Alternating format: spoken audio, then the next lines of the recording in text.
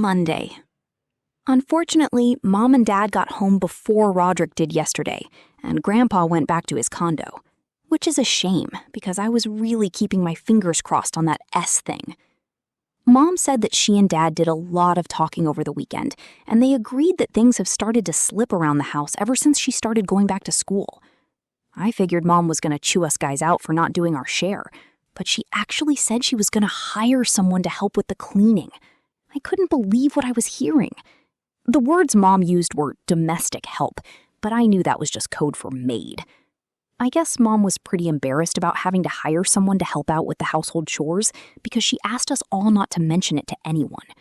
Well, I'm sorry, but opportunities like this don't come around too often for me, so it was a little hard to keep quiet at school. Chirag Gupta said his family doesn't need a maid and that he was glad his mom is there when he comes home from school every day. But I'm sure that's what all the non-maid people say to make themselves feel better. Tomorrow is our maid Isabella's first day. I thought that meant we could all kick back and be a little extra slobby, since someone would be picking up after us. But Mom made everyone clean the house tonight. She said she didn't want Isabella thinking we lived in a pigsty.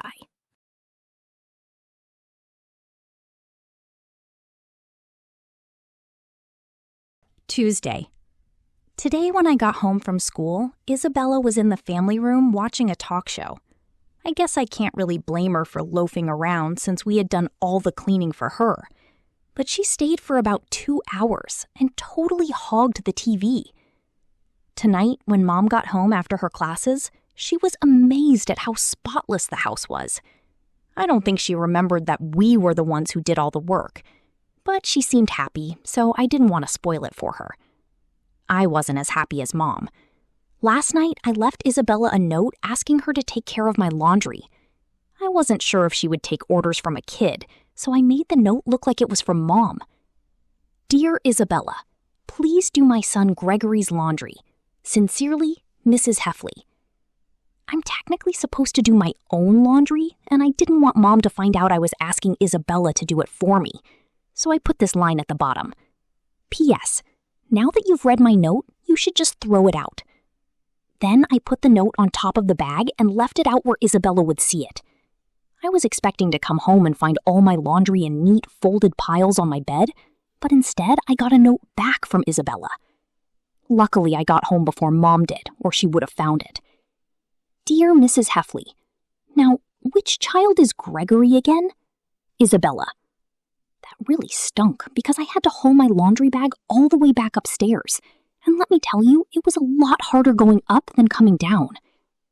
Isabella doesn't come back until Thursday, so I guess I'll have to wait until then to take another crack at it. This is actually pretty exciting for me because I've never had anyone I could farm my work out to. Roderick is always tricking me into doing stuff for him.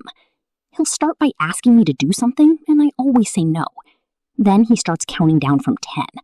And I don't know why, but that gets to me every time. I found out that kind of thing doesn't work on adults. Last week I tried to get Dad to fetch the TV remote because I left it on the kitchen table, but he didn't even move a muscle. Anyway, I'm hoping Isabella comes through for me on Thursday. I've been wearing the same socks for a few days now, and they're starting to feel like cardboard.